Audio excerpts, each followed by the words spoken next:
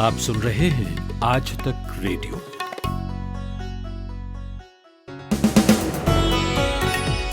नमस्कार, मैं हूं पूनम कौशल और लेकर हाजिर हूं 10 जून का न्यूज पॉडकास्ट दिन भर। केजरीवाल ने माना दिल्ली में बढ़ेगा कोरोना संकट, एलजी के आदेश का होगा पालन। एक दूसरे से डिफर करने का समय नहीं है। अब जो निर्णय हो गया केंद्र सरकार का, एलजी साहब ने जो आदेश दे दिया उसको लागू किया जाएगा। सरपंच की हत्या के बाद कश्मीरी पंडितों में खौफ, पलायन का डर। कश्मीर में रह रहे कुछ कश्मीरी पंडित परिवार सहमे हुए हैं। करीब 10 साल में ये पहला मौका है जब किसी कश्मीरी पंडित को आतंकियों ने निशाना बनाया। नक्शा विवाद में आगे बढ़ा नेपाल, पारित किया संविधान संशोधन बिल। ये सब मामले इतने पुराने हैं कि इन पर बैठ करके बातचीत कर लेनी चाहिए थी अब तक। और कार्यक्रम में आगे आपको सुनवाएंगे कश्मीर में क्यों हो रहे हैं एनकाउंटर्स, लेकिन सबसे पहले मुख्य समाचार। नमस्कार, मुख्य समाचारों के साथ मैं माधुरी। 10वीं और 12वीं की शेष परीक्षा जुलाई में आयोजित करने के केंद्रीय माध्यमिक परीक्षा बोर्ड सीबीएसई के फैसले के खिलाफ अभिभावकों ने सुप्रीम कोर्ट में याचिका दाखिल की है। जम्मू कश्मीर के शोपियां जिले में आज सुरक्षा बलों के साथ मुठभेड़ में 5 आतंकवादी मारे गए। कांग्रेस के पूर्व अध्यक्ष राहुल गांधी ने प्रधानमंत्री नरेंद्र मोदी के भारत चीन सीमा विवाद पर चुप्पी साधने पर फिर सवाल उठाया है। केंद्रीय स्वास्थ्य मंत्रालय ने कहा है कि सरकार द्वारा सीजीएचएस के तहत चयनित अस्पताल अगर कोरोना मरीज या अन्य मरीजों का इलाज करने से मना करते हैं तो उनके खिलाफ कार्रवाई की जाएगी। दिल्ली के मुख्यमंत्री अरविंद केजरीवाल ने कहा है कि दिल्ली के सरकारी अस्पतालों में सभी के इलाज के लिए उपराज्यपाल अनिल बैजल ने जो आदेश दिया है उसे लागू किया जाए। भारतीय सैन्य अकादमी में पासिंग आउट परेड का कार्यक्रम 13 जून को आयोजित होगा और कोरोना वायरस के संक्रमण के चलते पहली बार इसमें जेंटलमैन कैडेट के परिवार शामिल नहीं होंगे। असम के तिनसुकिया जिले के बगजान ऑयल इंडिया लिमिटेड के गैस के कुएं में लगी आग को बुझाते समय 2 दमकल कर्मियों की मौत हो गई। ऑयल इंडिया के मुताबिक आग पर पूरी तरह काबू पाने में 4 हफ्ते लगेंगे। चीनी विदेश मंत्री वांग यी ने कहा है कि हांगकांग के मामले चीन के आंतरिक मामले हैं जिनमें विदेशी हस्तक्षेप की अनुमति नहीं है। उन्होंने आज ब्रिटिश विदेश मंत्री डोमिनिक राब के साथ फोन पर बातचीत की। मौसम विभाग ने कहा है कि अगले 48 घंटों में मध्य अरब सागर के कुछ और हिस्से, गोवा, महाराष्ट्र के कुछ क्षेत्रों, रायलसीमा और तमिलनाडु, तटीय आंध्र प्रदेश और पूर्वोत्तर राज्यों में मानसून दस्तक दे सकता है। और 20 बार के grand slam champion Roger Federer घुटने के ऑपरेशन के कारण इस साल किसी टूर्नामेंट में नहीं खेल पाएंगे। उन्होंने अगले साल के शुरू में वापसी की उम्मीद जताई है। ये थे अब तक के मुख्य समाचार।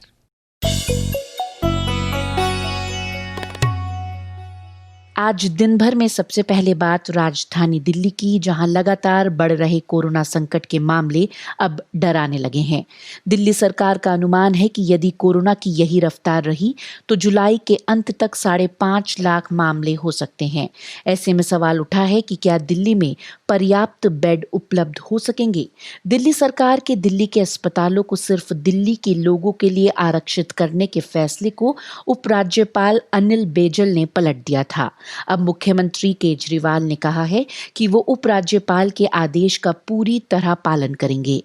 दिल्ली की स्थिति के बारे में बताते हुए अरविंद केजरीवाल ने कहा, ऐसा अनुमान है कि 15 जून तक 44,000 केस हो जाएंगे, 30 जून तक 1 लाख केस हो जाएंगे, 15 जुलाई तक 2.25 लाख केस हो जाएंगे और 31 जुलाई तक लगभग 5,32,000 केस हो जाएंगे दिल्ली में टोटल। और इसको देखते हुए 15 जून तक हमें 6,681 बेड्स की जरूरत पड़ेगी, 30 जून तक 15,000 बेड्स की जरूरत पड़ेगी, 15 जुलाई तक 33,000 बेड्स की जरूरत पड़ेगी, 31 जुलाई तक 80,000 बेड्स की जरूरत पड़ेगी। अभी माना जाए तो जितने बेड्स हमें दिल्ली के लोगों के लिए चाहिए उतने ही बेड हमें दिल्ली से बाहर से आने वाले मरीजों के लिए, हमारे भाई बहनों के लिए चाहिए होंगे। तो 15 जुलाई को दिल्ली के वालों के लिए 33,000 बेड चाहिए, तो सारे मिला के बाहर वाले भी अगर मिलाएंगे तो 65,000 बेड्स की जरूरत पड़ेगी। और 31 जुलाई को 80,000 बेड अगर दिल्ली वालों के लिए चाहिए तो लगभग 1.5 लाख टोटल बेड्स की जरूरत पड़ेगी।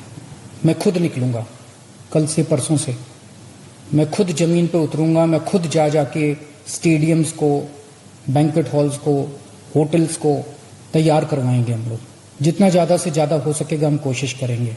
मैं बस इतना कह सकता हूं कि हमारी कोशिशों के अंदर ईमानदार कोशिश होगी और पूरी कोशिश होगी, कोई कमी नहीं होगी। ये समय असहमतियों का समय नहीं है, ये समय एक दूसरे से डिफर करने का समय नहीं है। अब जो निर्णय हो गया केंद्र सरकार का, एलजी साहब ने जो आदेश दे दिया उसको लागू किया जाएगा। वहीं जहां सरकार दावा कर रही है कि इंतजाम पुख्ता है, जमीन पर हकीकत कुछ और ही नजर आती है।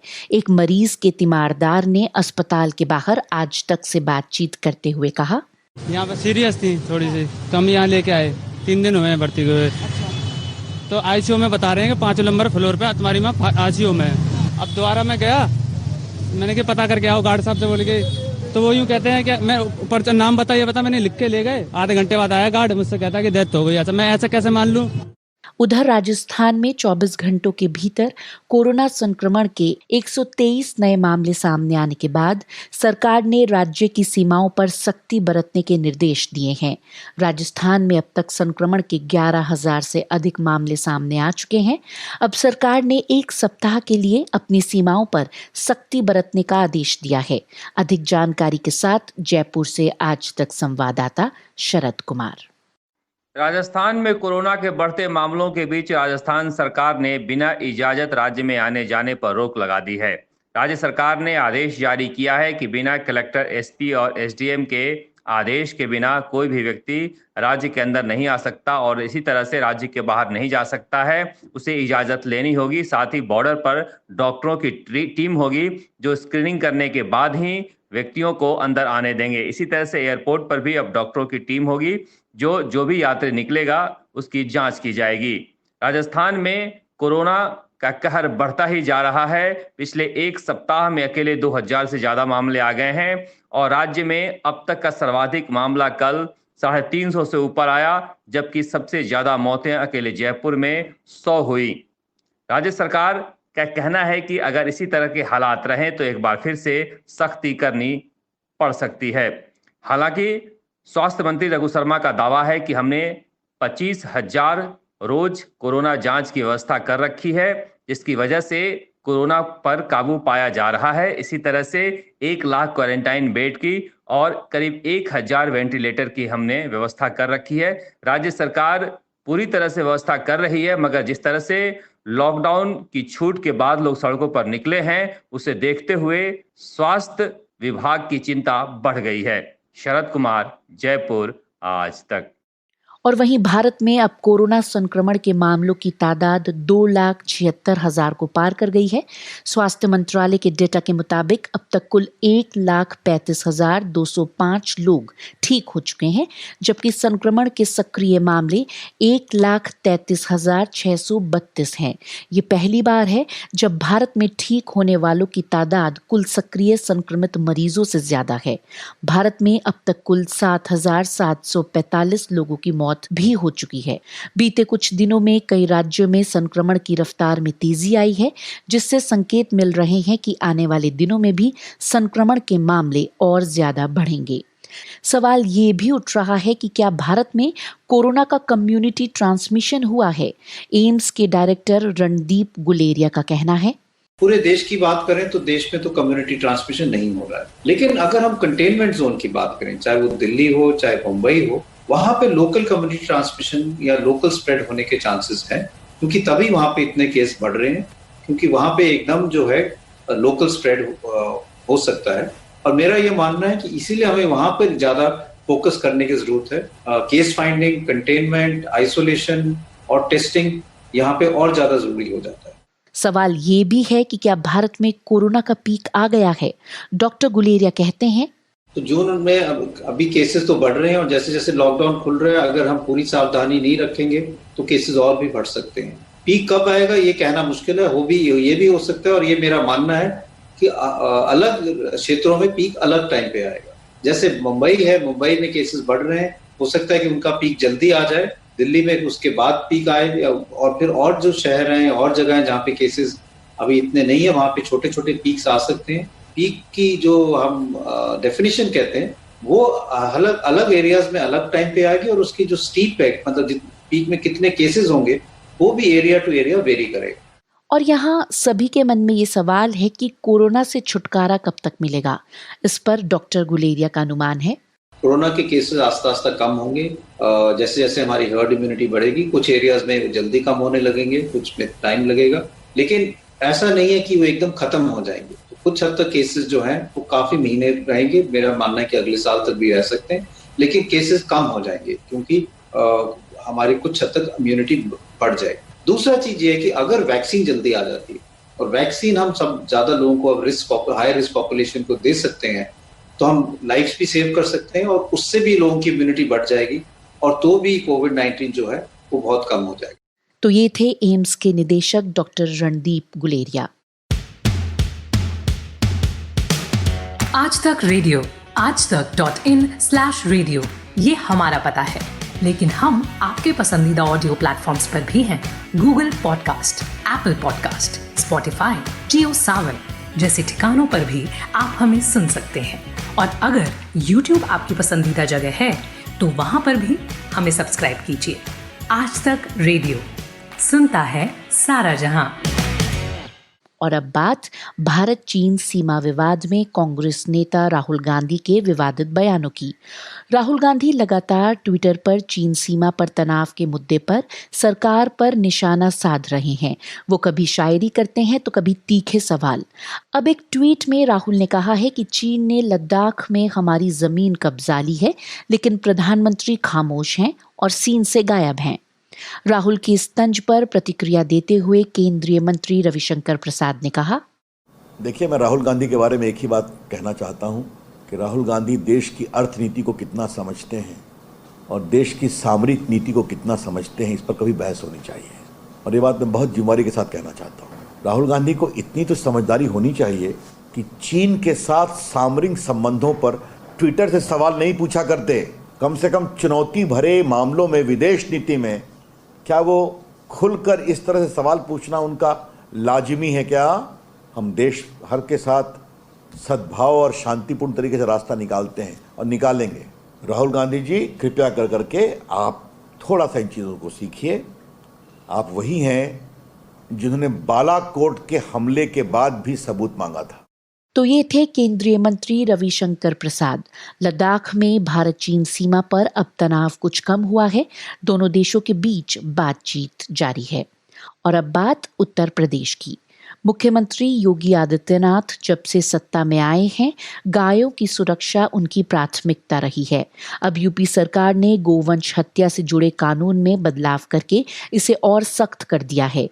इस बारे में आज तक से बात करते हुए उत्तर प्रदेश के उप मुख्यमंत्री केशव प्रसाद मौर्य ने कहा, जो संशोधन 2020 का आया है, इस संशोधन के बाद मैं यह मानता हूं कि इतने कड़े प्रावधान किए गए हैं कि अब कोई भी गौवंश का चाहे तस्कर हो चाहे हत्यारा, उसकी संपत्ति भी दांव पर लगेगी, उसका जीवन जो है जेल में बीतेगा और उसके ऊपर जुर्माने की राशि इतनी भारी भरकम तय की गई है कि जिसके क्रम में मेरा विश्वास यह कहता है कि अब उत्तर प्रदेश में गौवंश की तस्करी करना या हत्या करना या इस प्रकार का गैंग तैयार करना और बच के निकल जाने का समय समाप्त हो गया है। अब दंड पाने का समय शुरू हो गया और कठोर दंड पाने का समय शुरू। संपत्ति को जब्त कराने का भी कदम उठाया जाएगा। जो इस प्रकार का अपराधी होगा उसका पोस्टर सार्वजनिक रूप से लगाने का काम भी किया जाएगा और जो इसका हिस्सा होंगे उनके वो कहीं से कोई बच नहीं, जैसे किसी वाहन में लाद करके ले जा रहे हैं, वो वाहन जब्त कर लिया जाएगा। अब वो वाहन भी छुड़ा नहीं पाएगा। अगर किसी ने वाहन इस प्रकार के प्रयोग के लिए दिए तो उनको भी ये नहीं कि वो घर में बैठ करके और इस प्रकार से गलत काम करके पैसा कमाएंगे, तो वह भी उसका हिस्सा होगा, वह भी उसका अभियुक्त होगा, उसके खिलाफ भी कार्रवाई होगी। तो वह भी उसका हिस्सा होगा, वह भी उसका अभियुक्त होगा, उसके खिलाफ भी कार्रवाई होगी। तो ये थे केशव प्रसाद मौर्य। यूपी में गायों की हत्या और खुली छोड़ दी गई गायों से फसलों को नुकसान का मुद्दा खबरों में बना रहता है। बढ़ते हैं आगे। जम्मू कश्मीर के अनंतनाग में कश्मीरी पंडित सरपंच की हत्या के बाद लोगों में डर का माहौल है। इस हत्या के बाद सरपंचों में खौफ है। क्या है ये पूरा मामला और अभी कैसा है माहौल, बता रहे हैं श्रीनगर से आज तक संवाददाता अशरफ वानी। दक्षिणी कश्मीर के अनंतनाग जिले में सोमवार दोपहर को कश्मीरी पंडित अजय पंडिता जो कि सरपंच थे, उनकी आतंकियों ने गोली मारकर हत्या कर दी। हत्या के बाद कश्मीर में रह रहे कुछ कश्मीरी पंडित परिवार सहमे हुए हैं। दरअसल करीब 10 साल में ये पहला मौका है जब किसी कश्मीरी पंडित को आतंकियों ने निशाना बनाया, लेकिन उस बीच कई सवाल खड़े हो रहे हैं। दरअसल अजय पंडिता कश्मीर के लारकीपोरा इलाके के रहने वाले हैं और उन्होंने 2019 में जम्मू कश्मीर में हुए पंचायती चुनाव में भाग लेकर कांग्रेस की टिकट पर चुनाव जीता और वहां पर सरपंच बने। लेकिन जो कुछ बातें कुछ दिन पहले अजय पंडिता की सामने आ रही हैं, उससे साफ जाहिर है कहीं न कहीं इस पूरे मामले में सरकार और प्रशासन की भी चूक रही है। दरअसल जम्मू कश्मीर में कई सालों से सरपंच और पंच आतंकियों के निशाने पर है और कई सारे सरपंचों और पंचों की हत्याएं भी हुई, लेकिन ये पहला मौका है जब किसी कश्मीरी पंडित सरपंच की हत्या हुई। जाहिर है कि रोष भी लोगों में बना हुआ है, खासतौर से कश्मीर से विस्थापित हो चुके कश्मीरी पंडितों को। दरअसल पिछले 20 साल से लगातार सरकारों की तरफ से प्रयास चल रहे हैं कि कश्मीरी पंडितों की घर वापसी को किस तरह से मुमकिन बनाया जाए और उसके लिए कई कार्यक्रम बने। पहले यूपीए सरकार ने कई योजनाएं बनाई और उसके बाद मोदी सरकार के लिए कश्मीरी पंडितों की घर वापसी सबसे बड़ा चुनावी मुद्दा था। उस बीच 2019 में जम्मू कश्मीर में हुए पंचायत चुनावों को जहां केंद्र सरकार एक बड़ी उपलब्धि मान रही है, वहीं पर कश्मीर में चुने गए सरपंचों और पंचों की सुरक्षा कहीं न कहीं खाली बस्ते में डाल दी गई और उनकी सुरक्षा का कोई ख्याल नहीं रखा गया। यही आरोप है अजय पंडिता के परिवार और दूसरे कश्मीरी पंडितों का। दरअसल जम्मू कश्मीर प्रदेश कांग्रेस के अध्यक्ष गुलाम अहमद मीर ने भी आरोप लगाया कि अजय पंडिता को मांगने के बावजूद भी सरकार और प्रशासन की तरफ से सुरक्षा मुहैया नहीं कराई गई। कश्मीर में रह रहे कश्मीरी पंडितों में इस हत्या के बाद खौफ है और यही कारण है कि अजय पंडिता की जो अंतिम यात्रा थी वो जम्मू में हुई। राहुल गांधी से लेकर अमित शाह तक और जम्मू कश्मीर में महबूबा मुफ्ती से लेकर उमर अब्दुल्ला तक ने अजय पंडिता की हत्या की निंदा तो की, लेकिन सबसे बड़ा सवाल यही खड़ा हो रहा है कि आखिर कश्मीर में पंचों और सरपंचों, खासतौर से कश्मीर में रह रहे अल्पसंख्यक कश्मीरी पंडितों की सुरक्षा के लिए सरकार क्या उपाय कर रही है। अशरफ आनी, श्रीनगर, आज तक। और वहीं आज शोपिया में सुरक्षा बलों के साथ मुठभेड़ में 5 आतंकवादी मारे गए हैं। ये सप्ताह तीसरी बड़ी मुठभेड़ है। हाल के दिनों में सुरक्षा बलों ने कई बड़ी कार्रवाइयां की हैं। क्या है इसकी वजह, यही समझने के लिए मैंने बात की वरिष्ठ पत्रकार अल्ताफ हुसैन से और पूछा कि सुरक्षा बलों की कार्रवाई में क्या ये तेजी अचानक आई है। ये जो एनकाउंटर हो रहे हैं, मतलब तो कभी ऐसा होता है कि किसी जगह चरमपंथियों ने किसी सिक्योरिटी चेक पोस्ट पे या किसी गाड़ी पे कोई हमला कर दिया तो उसके बाद दोनों तरफ से गोलीबारी होती है, एक एनकाउंटर ही होता है। दूसरा होता है कि सिक्योरिटी फोर्सेस को एक इनपुट होता है, इन्फॉर्मेशन होती है कि किसी जगह चरमपंथी छिपे हुए हैं तो वो कॉर्डन लगाते हैं, उसके बाद वहाँ एनकाउंटर होता है। तो पिछले दिनों से हम जो देख रहे हैं तो इसी प्रकार के एनकाउंटर्स हो रहे हैं। तो गत 4 दिनों में ये कोई 14 से के लगभग चरमपंथी मारे गए हैं। तो ये अगर ऐसे देखेंगे कि ये गत रविवार से ऐसा हुआ है तो फिर इसमें सही है कि बढ़ोतरी हुई है, लेकिन अगर ओवरऑल कॉन्टेक्स्ट में देखेंगे कि ये चरमपंथी है ये काफी कम हो गई है। तो इस वक्त सुरक्षा बलों का पलड़ा भारी है। तो हाँ, अचानक कुछ ये घटनाएं हुई है इसमें, लेकिन इसमें ये है कि सिक्योरिटी फोर्सेस को जो इन्फॉर्मेशन मिल रही है उसमें उनको ज्यादा सफलता प्राप्त हो रही है, तो वो इनके हिस्से जाते हैं। और यही वजह है कि ये हम देख रहे हैं कि 2-4 दिनों से ये समाचार आ रहे हैं कि एनकाउंटर हुआ और चरमपंथी मारे गए। तो लेकिन एक जो रिसेंटली हुआ था जो उत्तरी कश्मीर में जहाँ से 5 लोग मारे गए थे, कुछ ऑफिसर भी थे उनमें, तो वो एक बड़ी घटना थी, क्योंकि नॉर्मली हम देखते हैं कि रश बहुत कम होता है। चरमपंथी अगर 4 मारे जाते हैं, 5 मारे जाते हैं तो एक सुरक्षा कर्मी कभी मारा जाता है। तो वो बड़ा हमला था, सेना का भारी नुकसान हुआ था। लेकिन आज ये सेना ने ऑपरेशन फिर से शुरू कर दिए, उनको ढूंढ कर निकालते हैं और फिर ये दोनों ओर से गोलीबारी होती है। तो लेकिन ज्यादा नुकसान तो चरमपंथी का। क्या हम मान सकते हैं कि कश्मीर में हालात ठीक होने की तरफ बढ़ रहे हैं? ये डिपेंड करता है आपका जो पर्सपेक्टिव है, ठीक आप किसको कह रहे हैं। ये जो है जो मिलिटेंसी है, ये अगर आप बंदूक को मिलिटेंसी कहते हैं तो ये सच में कि बंदूक तो कम हो गई है। तो एक जमाने में एक समय यहाँ होते थे 3000 मिलिटेंट, आज 200-250 के करीब होंगे या उससे कम या उससे अधिक, ये बस 100-200 के आसपास ही है। तो लेकिन ये है कि militancy is a state of mind. तो ये जो आम ये मैंने देखा ये धारा 370 जब उसको हटाए जाने से पहले जब ये राजनाथ सिंह ये गृह मंत्री, उन दिनों ये क्या होता था कि अगर किसी जगह एक एनकाउंटर होता था तो उसके तुरंत बाद आम लोग, आम नागरिक, सिविलियन सैकड़ों की संख्या में या कभी हजारों की संख्या में वहां जमा होते थे और उनके और सुरक्षा बलों के बीच में एक भिड़ंत होती थी, झड़प होती थी, वो पत्थर फेंकते थे वहां से गोली। ये एक बार नहीं, ये 2-3 वर्षों से बार बार हो और एक तरह से लगता था अभी मिलिटेंसी कम, पब्लिक अपरेजिंग ज्यादा हुई। तो इन दिनों आज यहाँ कोविड-19 चला है जैसे बाकी जगहों पे चल रहा है, तो पॉलिटिकल एक्टिविटी भी कम है। इस दौरान ये घटनाएं होती है, ये क्या नाम है, एनकाउंटर्स होते हैं कुछ दिनों से। तो लेकिन अदरवाइज यहाँ पॉलिटिकल एक्टिविटी भी कम है और सेपरेटिस्ट में जो मिलिटेंसी की कॉन्फ्लिक्ट की बात है उस वहाँ से भी कम ही खबरें आ रही हैं। तो अभी आगे क्या होने वाला है तो कोई नहीं बता सकता, उसके लिए हम बस एक प्रयास लगा सकते हैं, अनुमान लगा सकते हैं। तो लेकिन ये है कि इन दिनों भी अगर ये होता है, लेकिन इसका श्रेय ज्यादा गया सुरक्षा बलों को, वो उनको इनपुट मिलता है और वो ये कोऑर्डिनेट सर्च ऑपरेशन करते हैं। शुक्रिया अल्ताफ हुसैन। उत्तर प्रदेश में कथित तौर पर एक टीचर का एक साथ 25 स्कूलों में पढ़ाना और करीब 1 करोड़ रुपए वेतन उठा लेना कई दिनों से खबर की सुर्खियों में था। अब इस मामले में नया मोड़ आ गया है। जिस अनामिका शुक्ला के बारे में कहा जा रहा था कि वो कई स्कूलों में एक साथ पढ़ा रही हैं, दरअसल वो बेरोजगार हैं। अब पता चला है कि ये पूरा मामला आइडेंटिटी थेफ्ट यानी कि पहचान चोरी का है। अनामिका शुक्ला के दस्तावेज चुराकर कई स्कूलों में नौकरी हासिल कर ली गई। फिलहाल इस मामले की जांच की जा रही है। अधिक जानकारी दे रही हैं हमारी सहयोगी माधुरी उपाध्याय। इतने सारे ट्विस्ट इस कहानी में हैं कि लगता है टीवी पर कोई हिंदी क्राइम धारावाहिक चल रहा हो। उत्तर प्रदेश के बेसिक शिक्षा विभाग में हुए इस घपले में नए सिरे खुलते जा रहे हैं और अब ये डर लगने लगा है कि कहीं ये और उलझ न जाएं। मामले में जिस टीचर का नाम 25 स्कूलों में दर्ज था वो दरअसल खुद बेरोजगार है। उत्तर प्रदेश के गोंडा की रहने वाली है। जितने भी दस्तावेज हैं सब इनके हैं, लेकिन कमाए गए करोड़ रुपयों में से इनके पास 1 रुपया भी नहीं है।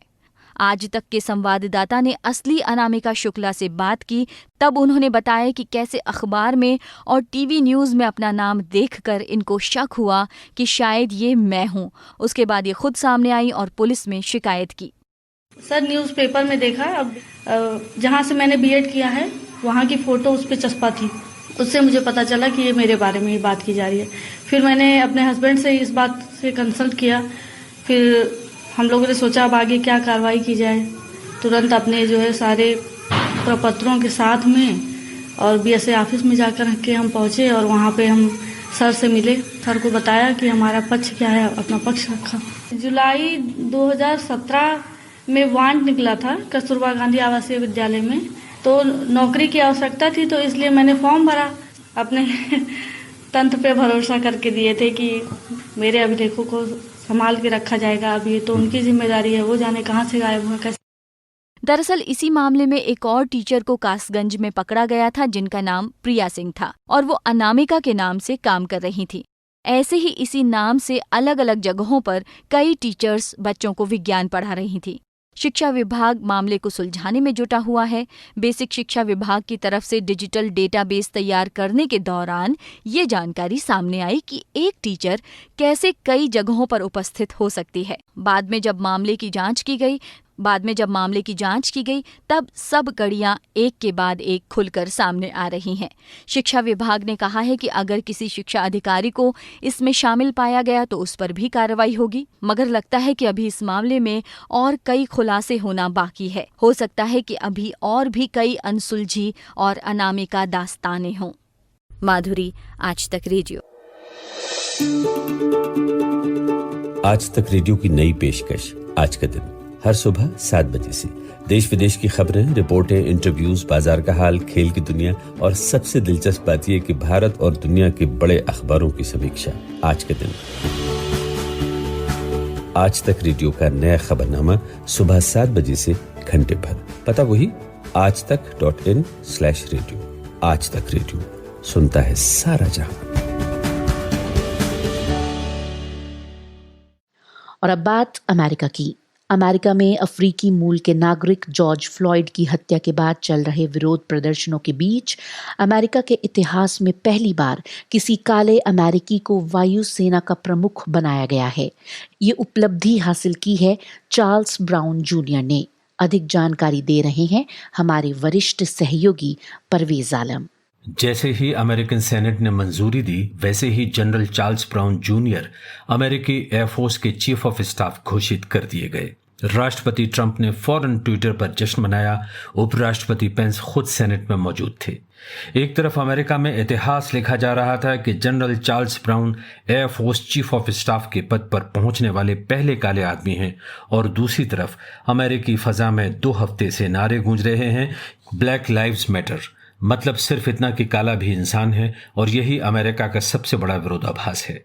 प्रेक्षक मानते हैं कि अमेरिका अपनी तमाम खामियों के बावजूद आज भी दुनिया का वो बड़ा लोकतंत्र देश है जिसकी पूरी दुनिया भर में मिसाल दी जाती है, और दूसरी ओर आज भी अमेरिका में काले मूल के लोगों को वो बराबरी नहीं मिलती जिसके वो हकदार हैं। ग्लास आधा भरा है और आधा खाली है, और इसकी सबसे बेहतरीन मिसाल खुद जनरल ब्राउन हैं। उन्होंने अमेरिका की ये तल्ख हकीकत कबूल की और कहा, Here's what I'm thinking about. I'm thinking about how full I am with emotion, not just for George Floyd. मैं इस वक्त सोच रहा हूँ और पूरी तरह से जज्बाती भी हूँ, और सिर्फ जॉर्ज फ्लॉयड की वजह से नहीं, बल्कि उन सब अफ्रीकन अमेरिकन लोगों का ख्याल आ रहा है जो जॉर्ज फ्लॉयड की तरह ही प्रताड़ित हुए। अमेरिका के नवनियुक्त chief of staff air force general Charles brown. तकरीबन 4.5 मिनट के इस वीडियो में जनरल चार्ल्स ब्राउन बेहद ईमानदारी और आत्मविश्वास से अपने दिल की बात कहते हैं। I'm thinking about protests in my country, 'tis of thee, sweet land of liberty, the equality expressed in our Declaration of Independence. मैं प्रदर्शनों के बारे में सोच रहा हूँ और अपने देश के बारे में भी, जो खूबसूरत आज़ादी के प्रतीक है, जिसके आज़ादी के घोषणा पत्र और संविधान में बराबरी की बात कही गई है। इसी संविधान की हिफाजत के लिए मैंने जवां उम्री में शपथ ली थी। मैं जातीय मामलों के इतिहास के बारे में सोच रहा हूँ, इसलिए कि मेरे खुद के अनुभव में आज़ादी और बराबरी हमेशा मेरे नसीब का हिस्सा न बन सकी। 57 वर्षीय जनरल चार्ल्स ब्राउन के शब्द, जो उन्होंने अपना पद संभालने से पहले एक वीडियो संदेश में कहे। उनका ये बेबाक वीडियो जहां एक तरफ इशारा करता है कि आज़ादी सिर्फ अमेरिका में ही नसीब हो सकती है कि एक सेवारत जनरल एयरफोर्स का चीफ ऑफ स्टाफ अपने देश की रंग भेद नीतियों की खुलकर आलोचना कर सकता है, और दूसरी तरफ उस देश में इतना आत्मविश्वास है कि उसी जनरल को देश की हिफाजत की कमान भी सौंपी जाती है। जानकारी दे रहे थे हमारे वरिष्ठ सहयोगी परवेज आलम। और अब बात नेपाल की। भारत के साथ सीमा विवाद के बीच नेपाल की संसद ने देश के नक्शे में बदलाव का संविधान संशोधन बिल पास कर दिया है। नेपाल ने पिछले दिनों अपना नया नक्शा जारी किया था। इसे आधिकारिक तौर पर अपनाने के लिए संविधान संशोधन विधेयक पेश किया था। विपक्षी दल नेपाली कांग्रेस ने भी इसका समर्थन किया था। भारत ने इस पर कहा है कि वो इसे स्वीकार नहीं करेगा। उम्मीद जताई कि नेपाल एक सकारात्मक वातावरण बनाएगा जिससे सीमा विवाद को सुलझाने में मदद मिलेगी। पूरे ब्यौरे के साथ माधुरी उपाध्याय। नदियां जिस देश की पूरब और पश्चिम की सीमा तय करती हैं वो नेपाल है, और नदियां ही जिन 2 देशों को जोड़ती हैं वो भारत और नेपाल हैं। ये भी कह सकते हैं कि नदियां पार का ही मामला है ये। नदियों में दोनों की संस्कृति घुल मिलकर बहती है और दोनों उस मिली जुली संस्कृति से खुद को सींचते हैं। लेकिन अब ये संबंध जरा बिगड़े से लगते हैं। नेपाल खफा है कि भारत ने क्यों अब तक उससे बात नहीं की। नेपाल के प्रधानमंत्री केपी ओली ने भी भारत से वार्ता करने की बात कही। हाम्रो मित्र राष्ट्र भारतलाई भनिरहेका छौं यो उचित भएन, यो हाम्रो भूमि हो, तथ्य प्रमाणका आधारमा, ऐतिहासिक तथ्यहरूका आधारमा, त्यसकारण हामीलाई फिर्ता गर्नुपर्छ र हामीले भनेका छौं हामी कूटनीतिक वार्ताका माध्यमबाट यस समस्याको समाधान खोज्छौं। समाधान भनेको हाम्रो भूमि फिर्ता हुनु पर्यो। इस मामले की और जानकारी लेने के लिए हमने बात की वरिष्ठ पत्रकार आनंद स्वरूप वर्मा से। मेरा सीधे सीधे ये कहना है कि देखिए, भारत एक इतना बड़ा देश है, नेपाल से उसकी कोई तुलना नहीं है। साइज में, आबादी में, सैनिक शक्ति में, कोई तुलना ही नहीं है। ऐसे में भारत की आज यही भूमिका होनी चाहिए कि नेपाल में शांति स्थापित रहे, नेपाल विकास कर सके। नेपाल जितना ही समृद्ध और शांतिपूर्ण रहेगा उतना ही भारत के लिए भी अच्छा होगा। अब ये नक्शे की जो बात है, ये सब मामले इतने पुराने हैं कि इन पर बैठ करके बातचीत कर लेनी चाहिए थी अब तक। देखिए 1952 में एक घटना हुई थी।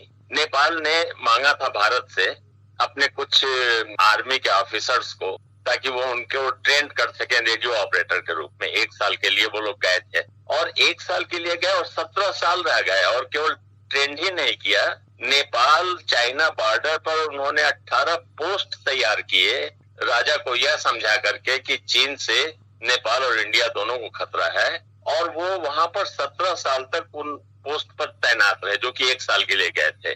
अंत में 1969 में कीर्तिनिधि बिष्ट वहां प्रधानमंत्री थे, उन्होंने जो आर्म्स एग्रीमेंट था उसको भंग किया और फिर उनको वहां से हटाया, जिससे नाराज होकर भारत ने उस समय भी एक नाकाबंदी कर दी थी नेपाल के खिलाफ। और ये सारी खबरें राइजिंग नेपाल में 15 अक्टूबर 1969 के अंक में कीर्तिनिधि बिष्ट का इंटरव्यू और ये सारी खबर मिल जाएगी। तो ये मामला बातचीत के जरिए अगर हल हो जाता तो ज्यादा अच्छा होता, मैं तो यही समझता हूँ। क्योंकि हमने बात नदी से शुरू की थी, तो एक और यहाँ पर मुद्दा है कि भारत और नेपाल पश्चिम में जिस नदी महाकाली को साझा कर रहे हैं, वहाँ की जमीन ही नहीं बल्कि जल से जुड़ा हुआ भी एक विवाद अभी तक नहीं सुलझा है। साल 1996 में भारत नेपाल के बीच महाकाली जल संधि हुई थी, जिसके तहत पंचेश्वर बांध बनाना तय हुआ था, मगर कहीं न कहीं किसी न किसी मुद्दे पर ये बात अटकती रही। हाल ही में नेपाल ने हांगकांग के मुद्दे पर चीन को खुलकर समर्थन दिया। दोनों के बीच व्यापार भी सड़क मार्ग से शुरू हो गया है, लेकिन दोनों के बीच किसी नदी का जुड़ाव नहीं है। अगर कोई नदी नेपाल से निकलती भी है तो तिब्बत के उस हिस्से तक जाती है जिसे चीन ने हथिया लिया है। भारत की तरह नदी सा पुराना रिश्ता नहीं है नेपाल का चीन के साथ। माधुरी, आज तक रेडियो। और अब बाजार का हाल सुनते हैं हमारे मार्केट एक्सपर्ट शुभम शंकरधर से। मंगलवार को आई गिरावट के बाद आज भारतीय शेयर बाजार में एक बार फिर खरीदारी देखने को मिली। सेंसेक्स और निफ्टी दोनों ही आधा फीसदी से ज़्यादा की बढ़त के साथ बंद हुए। सेंसेक्स 290 अंक चढ़कर 34,247 के स्तर पर और निफ्टी 69 अंकों की बढ़त के साथ 10,116 के स्तर पर बंद हुआ। मिड कैप और स्मॉल कैप इंडेक्स में भी बढ़त देखने को मिली। छोटे मझोले शेयर में भी खरीदारी थी। ये दिखाता है कि खरीदारी केवल सेलेक्टिव स्टॉक्स में नहीं बल्कि चौतरफा खरीदारी थी। सेक्टर स्पेसिफिक बात करें तो आज ऑटो, मेटल, ये 2 सेक्टर ऐसे थे जो गिरावट के साथ बंद हुए, लेकिन इसके अलावा सरकारी बैंक का इंडेक्स करीब 3.5% की ज़्यादा के बढ़त के साथ बंद हुआ, जबकि आईटी, इंफ्रा, फार्मा और एनर्जी सेक्टर भी ऐसे थे जहां बढ़त देखने को मिली। कल जब निफ्टी की क्लोजिंग आई थी तो वो 10,000 से ठीक ऊपर आई थी और ये माना जा रहा था कि अगर 10,000 के स्तर के आसपास 9950 का एक ऐसा स्तर बताया गया मार्केट एक्सपर्ट्स की ओर से कि अगर इसको निफ्टी होल्ड करता है, इसके ऊपर टिकता है तो यहाँ पर वापसी देखने को मिल सकती है, जबकि अगर ये स्तर टूटता है बाजार में तो गिरावट गहरा सकती है। और वैसा ही हुआ। आज 10,000 के ऊपर निफ्टी की बढ़त थी। एक बार फिर निफ्टी ने निचले स्तर से वापसी की है। स्टॉक स्पेसिफिक बात करें तो सेंसेक्स में शुमार शेयरों में सबसे ज़्यादा बढ़त आज IndusInd bank, Kotak Mahindra bank, Reliance, HDFC bank, axis bank और SBI में देखने को मिली। इंडसइंड बैंक करीब 8% तक मजबूत हुआ, जबकि Kotak Mahindra bank 2.25%, Reliance 2.25%, HDFC bank करीब 2.25% की बढ़त के साथ बंद हुआ। वहीं अगर गिरावट की बात करें तो हीरो मोटोकॉर्प, बजाज ऑटो का शेयर में सबसे ज़्यादा गिरावट देखने को मिली। हीरो मोटोकॉर्प का शेयर करीब 4% तक टूट गया, जबकि बजाज ऑटो के शेयर में 2.5% की गिरावट देखने को मिली। इसके अलावा जिन दिग्गज कंपनियों में गिरावट थी वहां उनमें टाटा स्टील, ONGC, टाइटन, M&M, लार्सन, पावर ग्रिड, एशियन पेंट और सन फार्मा शामिल हैं। ये थे हमारे मार्केट एक्सपर्ट शुभम शंकरधर। तो आज का दिन भर कार्यक्रम अब समाप्त होता है। अब आप हमें गूगल पॉडकास्ट, स्पॉटिफाई और जियो सावन के अलावा और भी कई ऑडियो प्लेटफॉर्म्स पर सुन सकते हैं। अपना फीडबैक हमें radio@aajtak.com पर ईमेल करना ना भूलें। फिलहाल मुझे यानी कि पूनम कौशल को दीजिए इजाजत। नमस्कार।